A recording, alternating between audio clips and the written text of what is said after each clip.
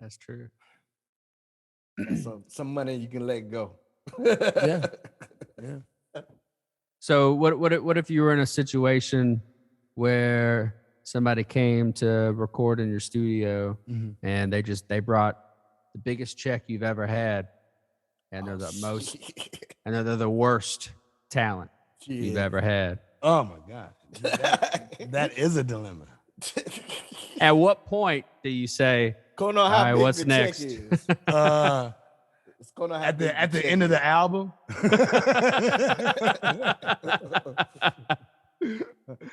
On that last record, like, you a motherfucker, you know that, right? Right. But that's tough. I've had that happen. I have. Yeah. Where you're in the middle of recording someone's full-length LP and you're like, I don't want to do this shit no more. Nothing about, and you're only like 7 songs in and you got like 13 that they want to do. By that 7th song, you're like, I am so over all of this shit. But you've already taken the first half of the deposit. Right. You know what I mean? So you're like, damn. So that's a segue into the last topic that I had for you guys tonight. And that is that sometimes we have to do things that we don't want to do. Yeah. You know, and I think that dilemma is what causes some people to quit or to change, because they run into that wall and they go, you know what, I don't want to do this. Yeah. And they walk away. And if you just get through it and take away from it, and when you tackle that next big project, I feel like it'll be easier for you. You have new challenges, but that doesn't mean you have to stop, right? Right. I agree with that 100%. Yeah. I do. It's about the transition.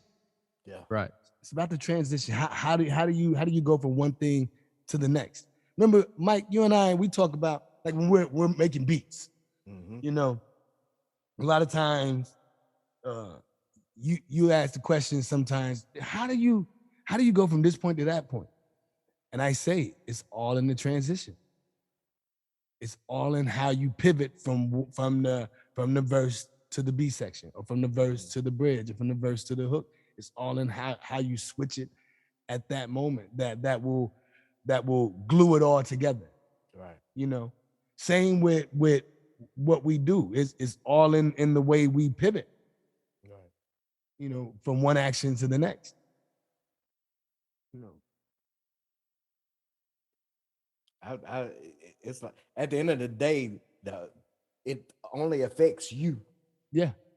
So, you know, no matter if you quit, don't quit, move on, don't move on, it's how you feel at the end of the day with whatever. I mean, that's what matters the most, I think, you know. I can stop doing something, start doing something else, and as long as I feel good with myself, I know I'm gonna, you know, regardless, I'm gonna keep it moving regardless. Yeah. But it's just how you feel about it. And, you know, some people can't take it, some people can. You know, like with this podcast, like, none of us had ever done this before. Nope.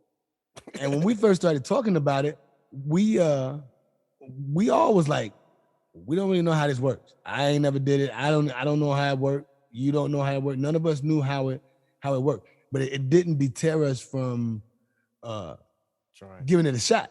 You know what I mean? Trying there. Yep. You know, we didn't turn away from it just because we had no experience in it. We just figured it out, and we did it as a unit. We did it together and just kind of figured it all out. Make that happen. Nobody quit, and it wasn't easy in the beginning. We had a lot of hurdles that we had to get over, but nobody gave up. Nobody quit. We worked through it. You know. I kind of relate it like we're making an album together that's never going to end. Like, right. You know what I'm saying? This is the new evolution. That's right. Oh, don't say that. It's about that time, man. That's all I'm saying. Right, 3.0. Right. And we'll do it 4 more times. And right. we'll remix it once or twice and go to a couple of different studios. But I've always heard that artists, like, that are in groups and or not in groups, and they've just made singles or they've just been features or whatever, and then they go into the album mode. That just sounds like it's the most stressful thing ever, because you have to complete, 10 or whatever. I don't know what defines an album from an EP or a mixtape or whatever, but it just sounds like it's so stressful. And I've seen artists that get one or two songs in and they get into their heads, man, and then they just walk away and that album never gets done.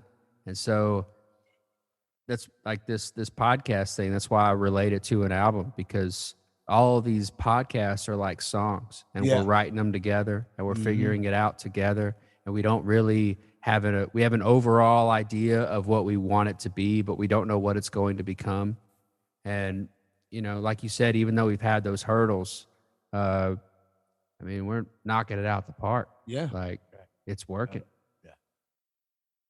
I love it. And I agree with you.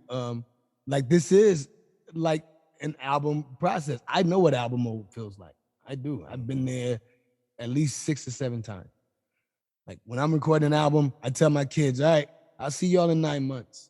You know what I mean? Even though we in the same crib, right. I'll disappear on their ass. Like, in 9 months, I'll be a good dad again. But right now, I'm cutting a record. So, you know what I'm saying? Just be patient with me.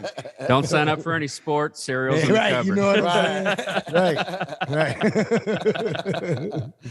But this is very similar to going into album mode. The amount of work I've put into what we're doing just up until this point, man, has been a tremendous amount. Even within the last couple of weeks, just trying to fine tune what we have, because I feel like we're on to something. So that's been, like, we talked about inspiration a few weeks ago. That's been inspiring for me to just this is like, one of the things that I'm driven to do these days is to get this shit to be the best that we can make it, and just work hard at it and whatnot. And again, don't mean that I'm not cutting any records. Change. Right. Change. Adapt. Mm-hmm. Grow. Yep.